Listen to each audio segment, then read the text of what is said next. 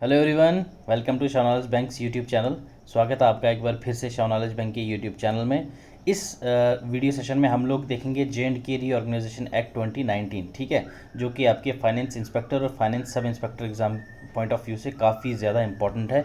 इस वीडियो में हम लोग क्या डिस्कस करेंगे, एक तो J&K रीऑर्गेनाइजेशन एक्ट के पहले का बिफोर एंड उसके बाद आफ्टर वाला, ठीक है, जितना भी सिनेरियो होगा वो सारा हम इन डिटेल में डिस्कस करने वाले हैं। बिफोर चाहे 370 की बात कर लो या 35A की बात कर लो, उस सब का पास्ट में देखेंगे हम लोग क्या था क्या नहीं।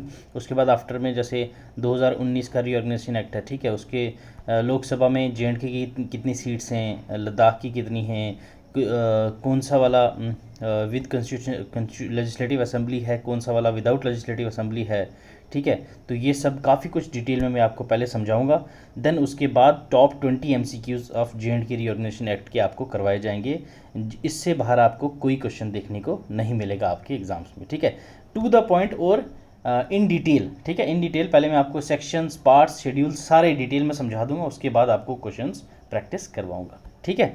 तो चलिए बिना टाइम वेस्ट किए स्टार्ट करते हैं। इस लेक्चर की PDF भी आपको टेलीग्राम चैनल पे मिल जाएगी। टेलीग्राम का लिंक डिस्क्रिप्शन बॉक्स में मिल जाएगा। करंट अफेयर्स और रील्स के लिए आप हमारे इंस्टाग्राम चैनल को ज्वाइन कर सकते हैं। डेली करंट अफेयर्स यहाँ से आप अपडेट कर सकते हैं। यहीं से ही अभी जो SI का पेपर हुआ था, हमारे करंट अफेयर्स के क्वेश्चन जो हमने प्रैक्टिस करवाए थे, उसमें से कम भी 4-5 क्वेश्चन आपके हमारे इंस्टाग्राम के जो आपकी पोस्ट होंगी उसमें जाके देख लेना एक बार, तो वहीं से आए थे, ठीक है। क्वेश्चन फर्स्ट देखिए, who introduced the Reorganization Act of Jammu and Kashmir in the Rajya Sabha on 5th August 2019।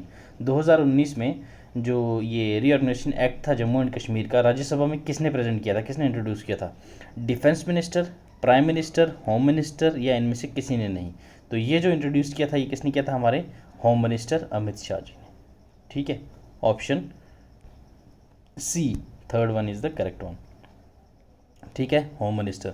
अब मैं आपको थोड़ा सा डिटेल में बताता हूँ J&K रीऑर्गेनाइजेशन एक्ट के बारे में, ठीक है।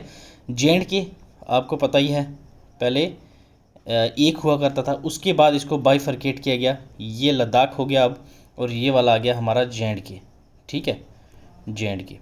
ऑल राइट, ये बाइफरकेट हुआ तो उसको क्या बना, हमने 2 यूटीज़ में कन्वर्ट कर दिया, एक जम्मू एंड कश्मीर, दूसरा क्या बना, लद्दाख। ओके, अब सुनते रहिएगा। तो UT of Jammu and Kashmir, UT of Ladakh, ठीक है।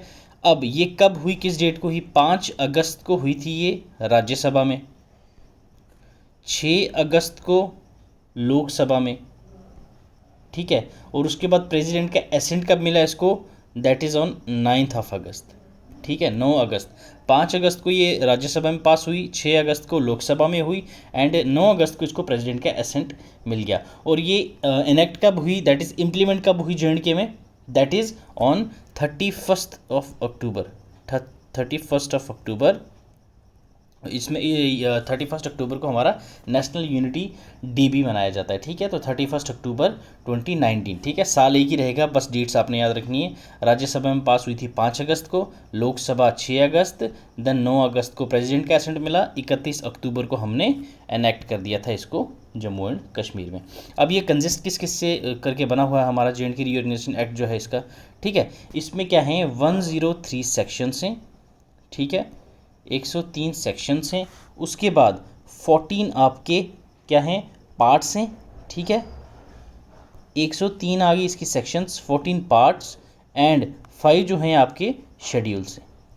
ये आपको याद रखने हैं, इंपॉर्टेंट सेक्शंस, ठीक है, विद पार्ट्स एंड 5 शेड्यूल्स। ये मैं आपको अभी अभी करवा रहा हूँ, उसके बाद हम जल्दी जल्दी से क्वेश्चन प्रैक्टिस करने लग जाएंगे, ठीक है। पहला देखिए, फर्स्ट ऑफ ऑल सेक्शन 3, ठीक, then section 4, okay. Section 3 and section 4 हमारे पास क्या है? सेक्शन 3 हमें क्या कहती है कि पार्ट 2 के अंदर हमने यूटी ऑफ लद्दाख को बनाया है, जो कंप्राइज करेगा किसका? यूटी ऑफ लद्दाख, ठीक है, यूटी ऑफ लद्दाख पार्ट 3 के अंदर बनाया है, जो कंप्राइज करेगा किस किस को? एक तो कारगिल, दूसरा ले, ये 2 डिस्ट्रिक्ट्स इसमें कंप्राइज करेंगी, ठीक है। हमारा पार्ट 3 में क्या है, सेक्शन 3 में, पार्ट 2 सेक्शन 3 में आ गया लद्दाख, सेक्शन 4 पार्ट 2 में आ गया हमारा, दैट इज J&K, ठीक है। JNK कंप्राइज किस किस को करेगा, दैट इज़ लद्दाख और लेह को छोड़ के, कारगिल और लेह डिस्ट्रिक्ट को छोड़ के बाकी सारी जो अपनी डिस्ट्रिक्ट्स थी वो JNK में आ जाएंगी। ये सेक्शन 4 में कहा गया। सेक्शन 3 सेक्शन 4 हमारी क्लियर होगी आपको, ठीक है। देन उसके बाद आती है हमारे पास सेक्शन 9 का 1। सेक्शन 9 का 1 में क्या बोला गया है कि 4 सीट्स जो होंगी हमारी, ठीक है, 4 सीट्स जो होंगी हमारी वो एलोकेट की जाएंगी यूटी ऑफ जम्मू कश्मीर को, कहाँ पे, राज्यसभा में। कितनी सीटें हैं, 4 सीट्स, कहाँ पे, किसको, जम्मू एंड कश्मीर की यूटी को, कहाँ पे, राज्यसभा में, ठीक है। उसके बाद 5 सीट्स जो हैं UT of Jammu and Kashmir की कहाँ पे हैं, लोकसभा में। ये कौन से वाले सेक्शन में है, दैट इज़ इन सेक्शन 10, ठीक है। सेक्शन 9 में क्या बोला गया है कि राज्यसभा में है JNK की 4 सीट्स। सेक्शन 10 में क्या बोला गया है, दैट इज़ कि हमारी 5 सीट्स हैं कहाँ पे, लोकसभा में। ये पॉइंट क्लियर हो गया। देन हमारे पास आ जाती है सेक्शन 13, ठीक है। सेक्शन 13 में क्या कहा गया है, जो हमारी यूटी का मॉडल होगा, प्रोविज़न होंगे, वो कौन से आर्टिकल के तहत होंगे, 239A, ठीक है, 239A। पहले ये मॉडल कौन सा था, किस पे बेस्ड है हमारा मॉडल, दैट इज़ पुडुचेरी, ठीक है, पुडुचेरी, याद रखना इसको, पुडुचेरी के मॉडल पे है हमारा, दैट इज़ 239A, ठीक है। काफ़ी इजी क्वेश्चंस हैं, आपको ये आराम से टू द पॉइंट है, आपको पता भी होगा, बट रिवीजन मस्ट है, रिवीजन नहीं करोगे तो आप भूल जाओगे, ठीक है, रिवीजन मस्ट है।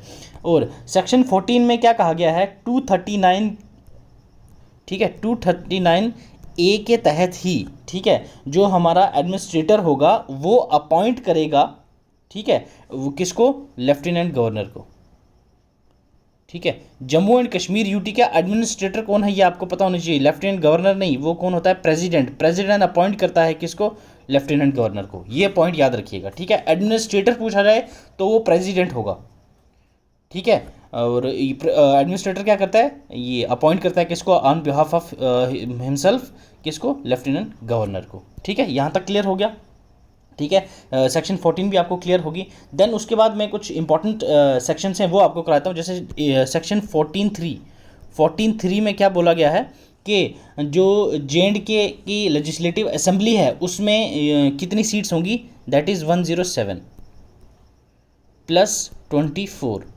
अब ये 24 क्यों नहीं ऐड किए हैं, फिर आप बोलोगे सर, क्योंकि ये हमने वैकेंट रखी हैं किसके लिए, POK के लिए, ठीक है, क्लियर रखना है ये।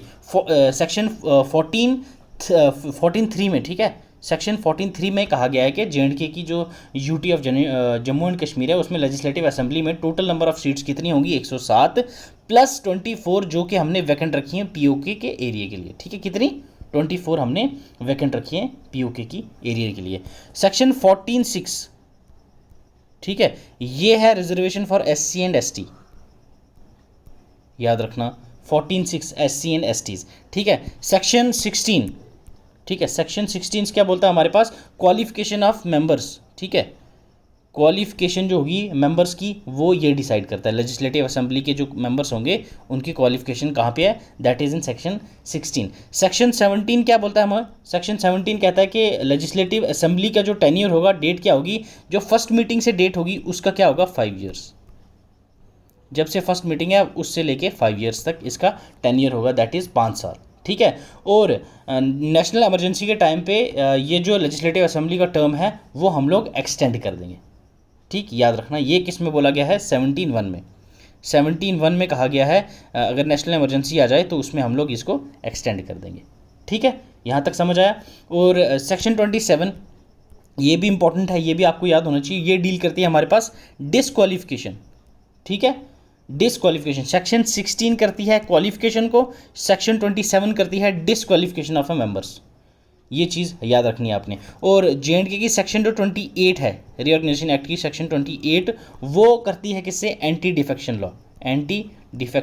Law, that is schedule 10th, ठीक है, जो हमारे 12 शेड्यूल हैं इंडियन कॉन्स्टिट्यूशन के, 10th शेड्यूल क्या कहता है हमारे पास, that is disqualification of member, anti defection law, ठीक है। इतने हो गए आपके, तो ये हैं हमारे काफ़ी ज़्यादा इंपॉर्टेंट जो सेक्शंस थी वो मैंने आपको करवा दी हैं। एक दो और हैं वो भी मैं आपको बता देता हूँ, दैट इज़ सेक्शन 53 का 1, सेक्शन 53(1) इसमें क्या बोला गया है, काउंसिल ऑफ मिनिस्टर जो होगी वो 10% जो होंगे टोटल मेंबर्स होंगे लेजिस्लेटिव असेंबली के जो टोटल मेंबर होंगे उनसे 10% से ज़्यादा नहीं हो सकती।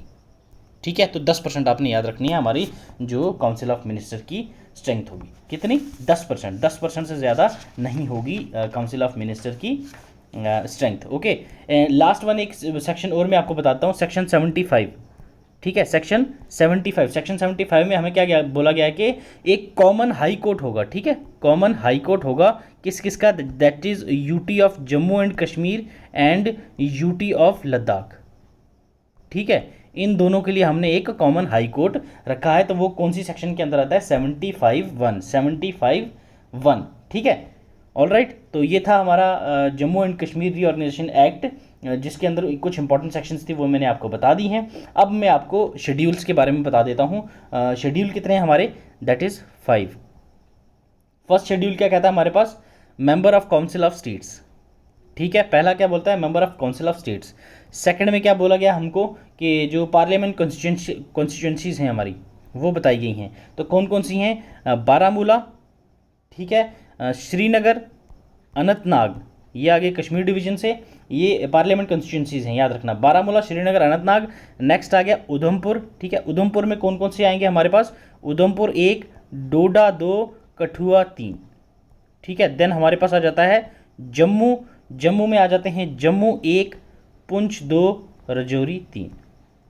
ये हमारे किस में है? That is schedule 2। ठीक है, पार्लियामेंट कॉन्स्टिट्यूंसी से डील करता है हमारे पास शेड्यूल 2। शेड्यूल 3 हमारा किससे डील करता है? जो हमारी असेंबली कॉन्स्टिट्यूंसीज हैं।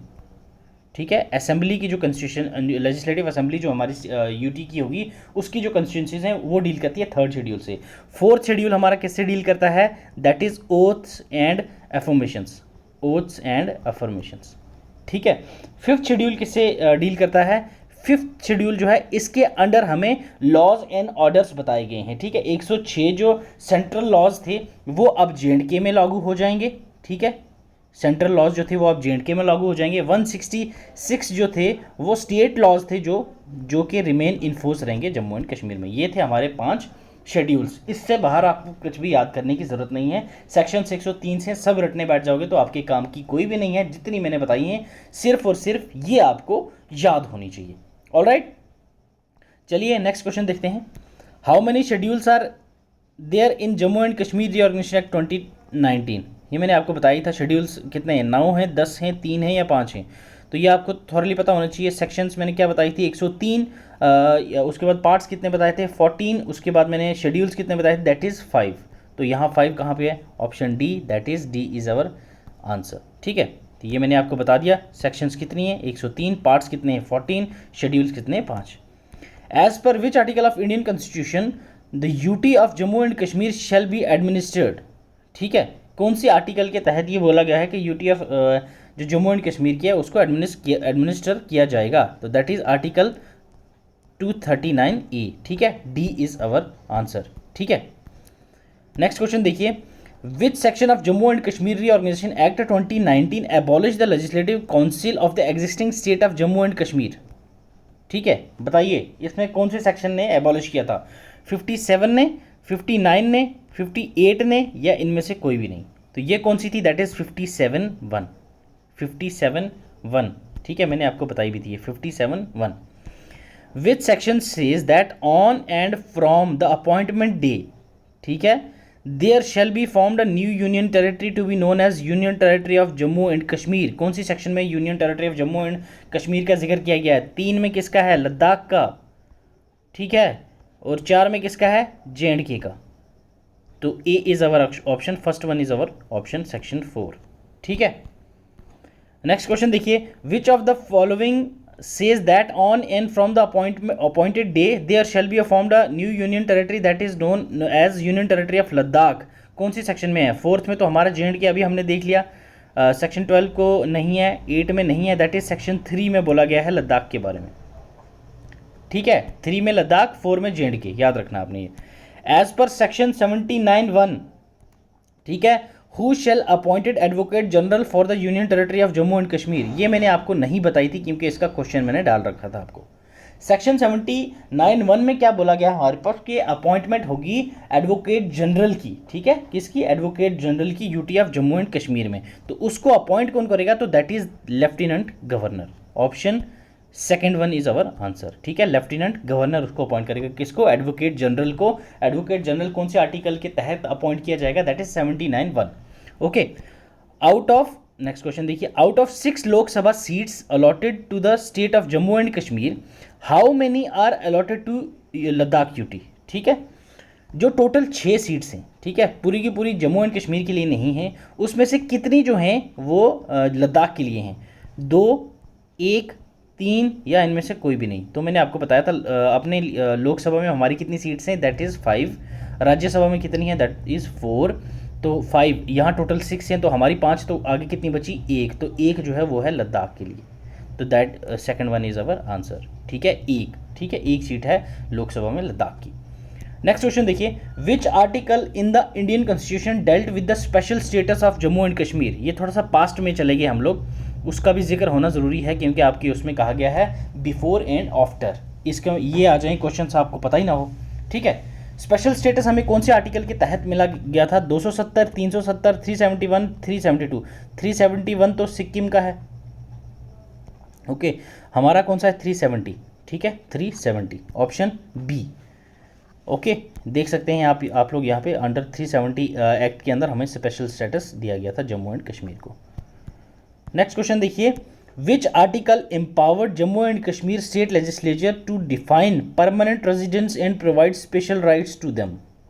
बाहर का कोई आके यहाँ नहीं रह सकता था, हम लोग जो थे हमें ये राइट्स था कि हम परमानेंट रेजिडेंट हैं जम्मू एंड कश्मीर के।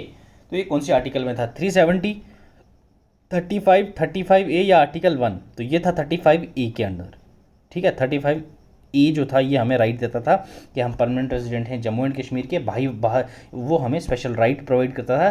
370 को हटाने के बाद अब हमारी जब से यूटी बनी है तब से हम और यूटीज़ जैसे हो गए हैं, हमें कोई स्पेशल राइट नहीं है। ऑलराइट, नेक्स्ट क्वेश्चन देखिए, ये इंपॉर्टेंट है, थोड़ा सा ध्यान से पढ़िएगा।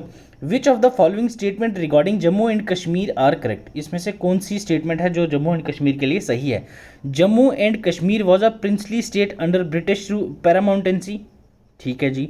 The people of princely states were state subjects and not British colonial subjects, okay जी।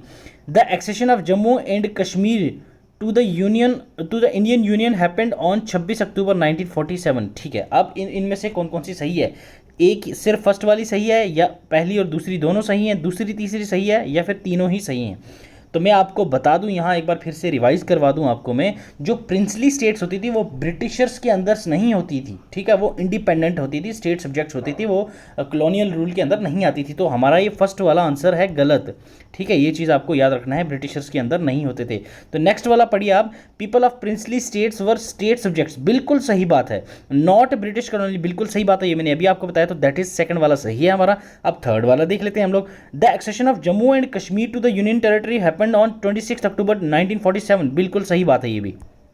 तो हमारा आंसर क्या बन गया, that is option C, that is third one, second and third, ठीक है, second and third are correct. Next question देखिए, choose the correct statement below. The Jammu and Kashmir reorganisation bill 2019 was introduced in Rajya Sabha, ठीक है जी। Jammu and Kashmir reorganisation bill made the union territory of Ladakh without legislative, ठीक है, okay, 2019 में ही reorganisation bill introduce हुई राज्यसभा में, that is 5 अगस्त को हुई थी, ठीक है। 6 अगस्त को लोकसभा में हुई थी, उसके बाद 9 अगस्त को प्रेसिडेंट का एसेंट मिल गया था उसको, और 31 अक्टूबर को इंप्लीमेंट कर गई थी, तो ये बात है सही। उसके बाद हाँ, लद्दाख विदाउट लेजिस्लेचर होगी, ये भी सही है, JNK विद लेजिस्लेचर होगा, ये याद रखिएगा।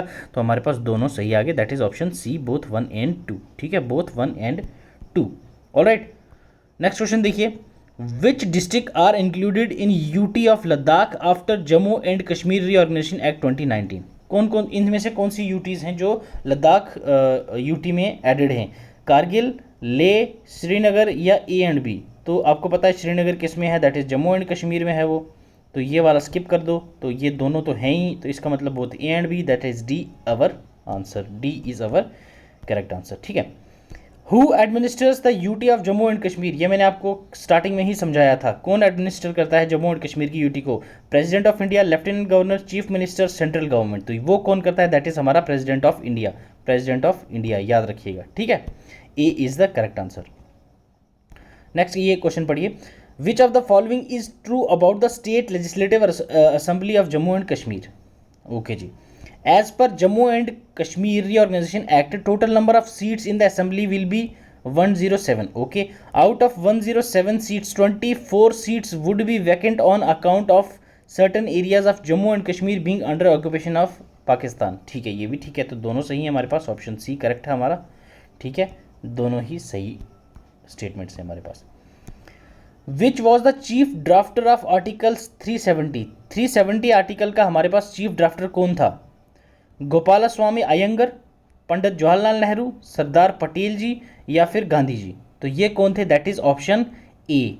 ये काफ़ी सारे बच्चों को नहीं पता होगा, जो चीफ ड्राफ्टर थे कौन आर्टिकल 370 के, वो कौन थे? गोपाल स्वामी अयंगर। पंडित जवाहरलाल नेहरू ने इनको ये ड्यूटी सौंपी थी कि आप लोग जम्मू एंड कश्मीर के जो स्पेशल स्टेटस राइट्स हैं उस पर आप लोग ड्राफ्ट बनाइए। तो ये एन गोपाल स्वामी अयंगर जी थे, ठीक है, याद रखना आपने ये।